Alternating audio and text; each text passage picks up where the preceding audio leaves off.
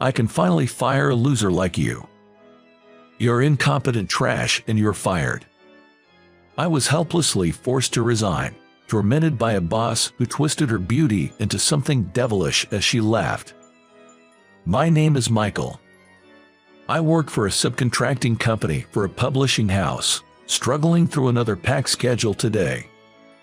I don't get hospitalized anymore, but as a kid, I had frequent asthma attacks and couldn't let go of my inhaler. During attacks at night, I couldn't lie down to sleep without endless coughing and breathing difficulties, so I just propped up some pillows and pretended to sleep. There was no rest for me. As a child, I would plaintively tell my mom, "Mom, it's too hard to sleep." Despite it being a usual attack, my mom would patiently stay by my side. "That stuff, Michael. I'll read you a book until you can fall asleep." She would pull all kinds of books from my dad's study and read them to me. Old picture books, encyclopedias about animals and space, and sometimes novels that were too hard for a grade schooler. Thanks to that, even though I was terrible at physical education, I excelled in other subjects. Those sleepless nights weren't just about suffering for me. My dad was an avid book collector and would happily listen to my eager book reviews. "Michael, you're great for an elementary schooler. If you like Mark Twain, try reading Ernest Hemingway. Ernest Hemingway is long. Well, maybe by the time you're in middle school, I'm looking forward to it." My dad passed away when I was in the 6th grade due to pancreatic cancer. It was too late when we realized it. Life became harder, and I spent my 3 years of middle school watching my mom work hard every day. "I went to work after middle school," I said. Mom replied, "Don't be silly. You're smart like your dad. I'll make sure you can go to college."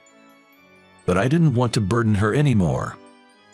So, we compromised that I would work after high school. During those tough times, we decided to sell most of Dad's books. It was sad to see the empty bookshelves, but letting go of the books didn't erase the memories with my parents. During high school, I worked part-time jobs non-stop to help my mom. I was pretty proud to be able to buy my own phone with my earnings. But my inherited love for books from my dad always got the better of me, and I'd often find myself about to buy interesting new releases at the bookstore.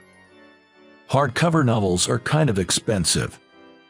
Not something a high schooler with just an allowance could afford many of. When that happened, I'd reserve them at the local library.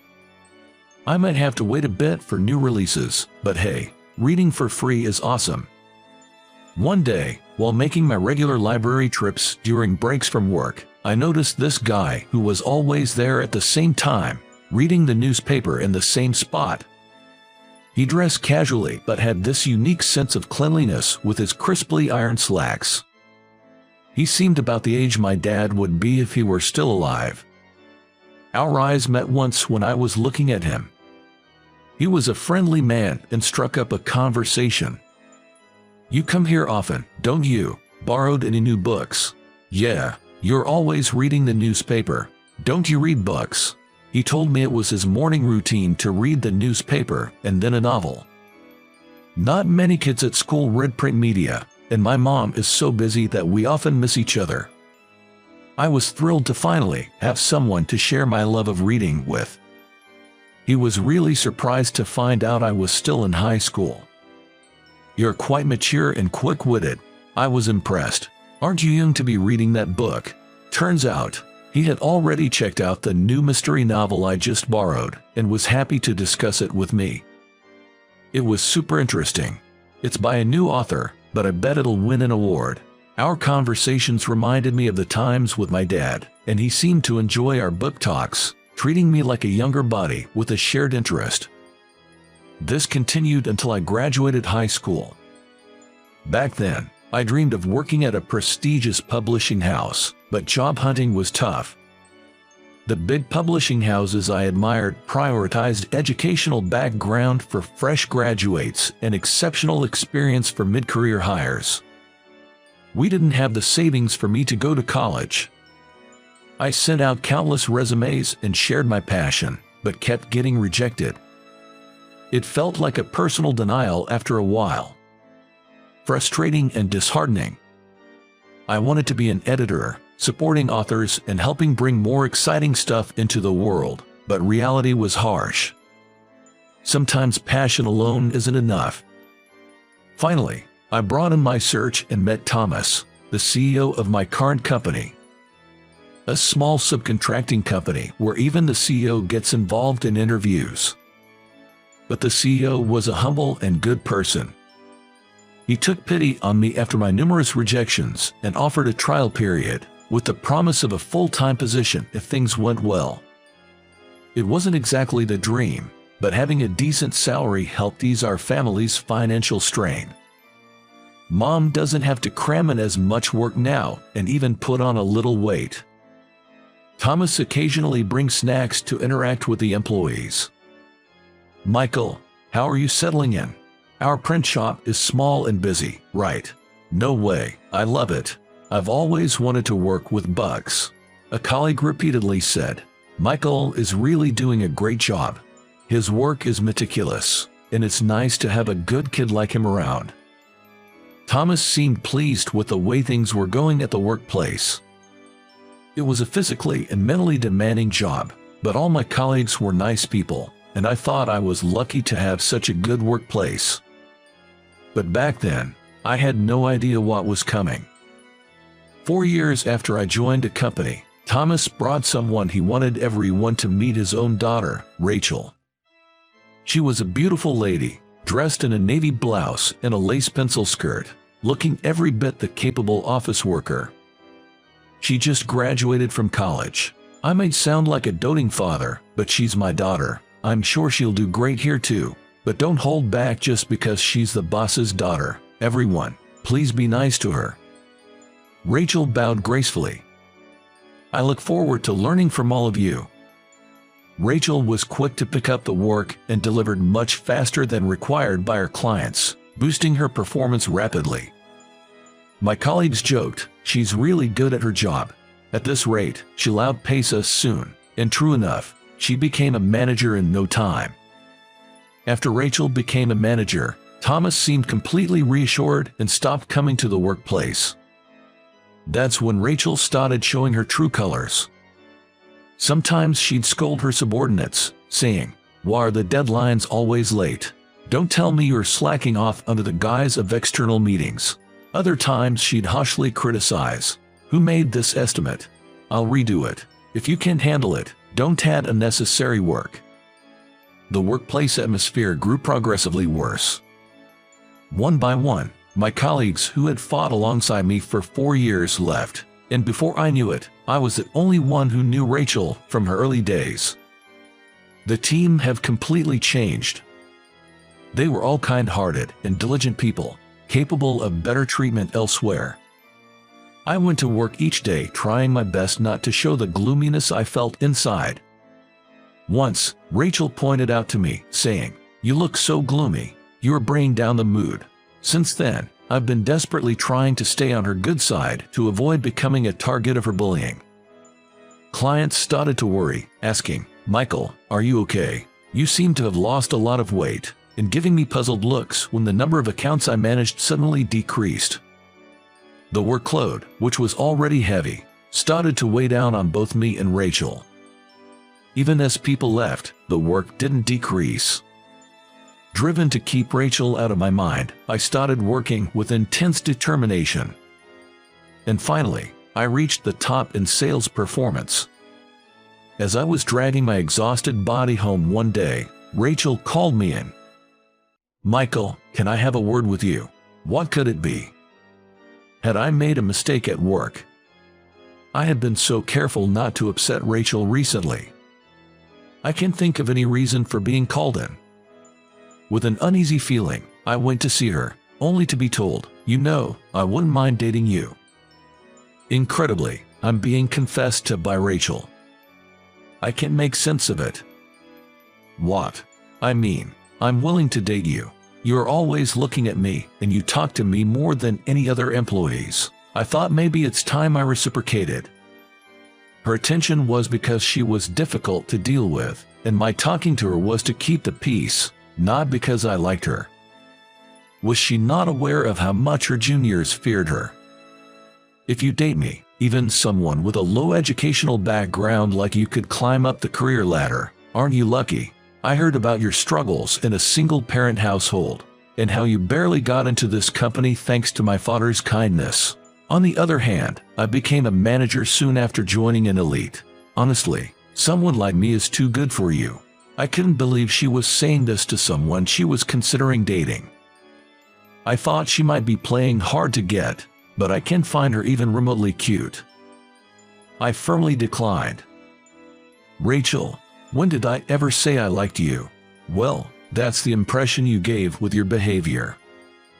I just want to get along with everyone at work as colleagues. I've never seen you as a romantic interest. Sorry if I gave you the wrong idea. Rachel was frozen, clearly not expecting to be turned down. It's awkward to reject someone you don't like. Anyway, see you at work tomorrow. I hurriedly left the office, eager to escape the awkward situation.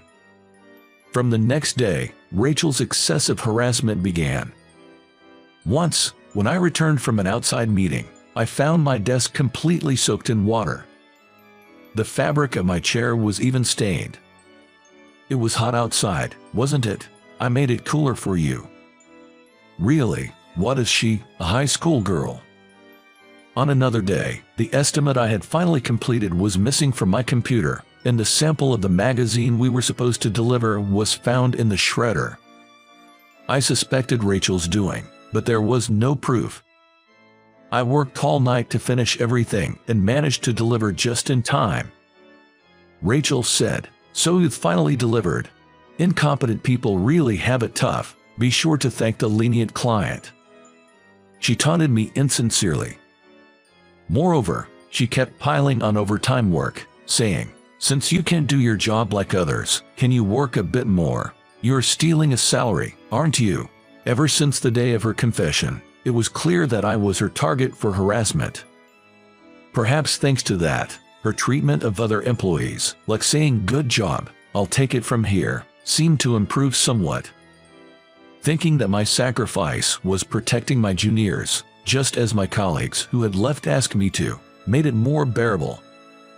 However, the office girls, scared by her previous behavior, flinched even at normal words of encouragement. One of them bowed apologetically to me and left the room.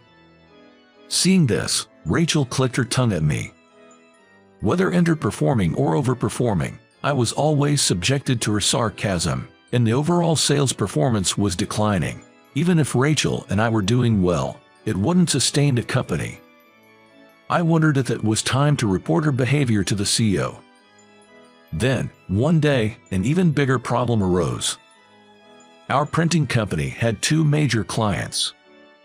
One was a major women's magazine, Apple Sapling Publishing. The other was the prestigious William Buckstaw, known for its serious publications. I got a furious call from Apple Sapling saying, "The magazine we were supposed to receive still hasn't arrived." Put Michael on the phone. Somehow, I was listed as the responsible person. I had no recollection of taking on such a task, but after their insistence, I had to apologize. I apologized profusely for a mistake I didn't remember making. But they ended the contract, saying, "We will not be doing any business with your company in the future." How did things end up like this? Feeling empty, I was heading back to my desk when Rachel stopped me. Rachel twisted her beauty into a sinister smile. "You've really done something terrible, haven't you? Ruining such a big contract. You're not fit for this company." "I don't understand what you're saying." "Don't understand. There's no place for you in this company anymore." Rachel seemed to be enjoying herself way too much. Now I understand. This whole thing was her doing. But I don't have any evidence right now to accuse Rachel of her misdeeds. She went to such lengths, causing trouble for another company, just to corner me. I can finally fire a loser like you. Incompetent trash like you are fired. I'm sorry, Thomas. I'm just too tired. Fed up with everything, I decided to resign. After submitting my resignation, I spent my days lazing around at home for the first time in a while. My mom, noticing my weight loss, kept trying to feed me more, and I had to be careful not to gain too much weight. It seems she used the money I sent to restore my father's book collection, and the bookshelves were lively again. Reading while drinking in my dad's chair during the day felt like a luxury. The Ernest Hemingway books, which seemed long when I was in elementary school, now had a deeper flavor. One day, I got a call from an unknown number. I ignored it, thinking it was a scam, but it kept calling day after day, so I finally answered. It was Rachel. You finally picked up. Michael, listen. Rachel sounded exhausted even over the phone. She explained why she called. Apparently, the chairman of the last major contract we had threatened to cut ties if I left. If we lost that contract, the company would go bankrupt, so she wanted me to come back. Who are you, Michael? I had no idea you had such connections with major clients. I didn't understand it myself. I was reluctant to go back to the company I had quit, but I hadn't properly said goodbye to Thomas and my juniors, so I reluctantly went with some gifts. After greeting my juniors, I headed to the reception room. There I found Thomas, Rachel, and, to my surprise, that old man from my high school days. Michael, this is Chairman William, the chairman of William Bookstore, who we always rely on. You seem to know each other. William, now revealed as the chairman, was as cheerful as ever. It's been a while, hasn't it, Michael? I think it's been 5 years since we last met face to face. William, you seem well too. I had no idea you were the chairman of William Bookstore. Well, I never mentioned it. I just wanted to be friends with you as a fellow book lover. As you get older, and more important, it's hard to make new friends. Rachel looked astonished at my familiar interaction with the chairman. Why would someone like you know William? She seemed to want to say that. Thomas joined the conversation. Michael, as you might have heard from Rachel, William values you highly. He even said he would terminate the contract if you aren't the point of contact. Would you consider coming back to our company? We really need you. Thomas lowered his head. William also inquired why I suddenly left. Does Thomas not know about Rachel's misdeeds? I'm flattered by your offer, but did anyone tell you why I resigned? I heard from Rachel it was for personal reasons. Your mother is unwell, right? I understand it's a difficult time, but what do you think? It's all fabricated. Any small sense of obligation I had left was gone. The reason I resigned was because I couldn't tolerate Rachel's misdeeds. You're unaware of her usual behavior, aren't you? Everyone's been enduring it, but many have been driven to resignation. The recent apple sapling publishing incident was blamed on me, and I just couldn't take it anymore. I really can't think of returning. Rachel spoke gently. Michael, please stop making accusations. The incident the other day was resolved thanks to you apologizing to the client. I understand you're upset about ruining the deal with a major client, but Thomas and William looked confused. I felt helpless, unable to prove Rachel's misbehavior. Then, there was a knock on the door. Their office girl, who had been victimized by Rachel, entered. She placed a voice recorder on the table and played it. The recording was of Rachel's shrill voice berating her subordinates. How long are you going to dawdle? If you can't do your job, I'll fire you. If you don't like how I do things, then you should just resign. What do you think you are? A lowly educated poor person? Rachel turned pale. The girl continued. This is how Rachel usually behaves. Actually, all of us who were victimized were gathering evidence to accuse her, but these past few months, Michael has been protecting us from Rachel.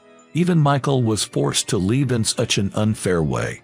It's absurd that Rachel remains unapologetic and has the audacity to summon Michael back. Thomas couldn't hide his surprise at the numerous pieces of evidence. I was amazed that the juniors had united and planned such a thing. It seemed that my complaints had finally been acknowledged as true.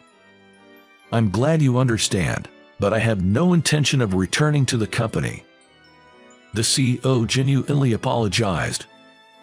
Michael, I'm truly sorry for not stopping my daughter's rampage and for all the trouble until now. What should I say to apologize to the employees who left? That's when William spoke up. By the way, Michael, have you decided on your next job? If not, how about working as an editor at our company? William mentioned that among all the similar subcontractors, he chose to work with our company because of my work performance. I never imagined I would be invited to work at a major publishing house, a dream of mine, in such a circumstance. He had been investigating who was behind the precise support his staff praised, and soon realized it was the boy he had interacted with at the library. The chairman remembered that the books we had excitedly discussed back then had become bestsellers, and he had been asking his employees to keep an eye out for my next bestseller predictions. He was now confident in my judgment. Ever since then, you've had talent and character. That's why everyone wants to help you. My employees were also worried about you.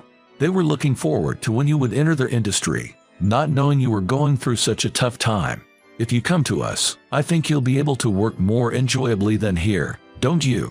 Hearing William's high regard for me, Rachel burst into tears like a little girl. Enjoyable work. Work isn't supposed to be fun. I have to be the best as the CEO's daughter, always surrounded by enemies. Even though I advanced faster and produced results more than anyone, no one appreciates me. It's so unfair. Why is it always Michael who is loved? Thomas, as a father, gently patted his daughter's back. Rachel, I may not have the right to say this after leaving you in charge of the field at such a young age, but listen. It's not just about achieving results. How you achieve them matters. If you can't cherish those around you, no one will cherish you. And there were never enemies from the start. Rachel's past behavior was inexcusable. The pain caused to colleagues who left because of her. The numerous losses inflicted upon the company. But was Rachel the only one at fault? I spoke my thoughts to Rachel. Rachel, I still can forgive you, but I know when you were a newcomer, you worked harder than anyone and became a manager. You're an incredible person. That's why I'm sorry I couldn't admonish you as a subordinate. It's too late now, but I really wanted to be closer to you. Rachel, unable to speak, sobbed and after calming down, admitted all her wrongdoings and sincerely apologized. I'm truly sorry for everything I've done. Honestly, I wanted to be loved by you, too. A month after this conversation, I'm being rigorously trained in editing by William himself. I'm back to busy days, but as William said, it's much more enjoyable than before. Chairman William, knowing me from the past, used a quote from some book. Not all those who lack money are talented, but it's true that many talented people don't have money. I find it enjoyable to find and support such people. Soon after, I was able to bring 2 bestsellers into the world. They were books I proudly completed in collaboration with the authors, working hand in hand. The company I left reportedly went bankrupt. Thomas is using his savings to apologize to Rachel's victims. Rachel is starting from scratch in a completely unrelated company, helping with the family finances. I hope she faces her actions. While having coffee with the chairman, I quietly reflected. Despite everything that's happened, I think I've overcome my past for who I am today. I'm that happy to have my dream come true. The chairman replied with his usual cheerful smile. Don't talk as if you've burned out. You're just starting. You rookie editor.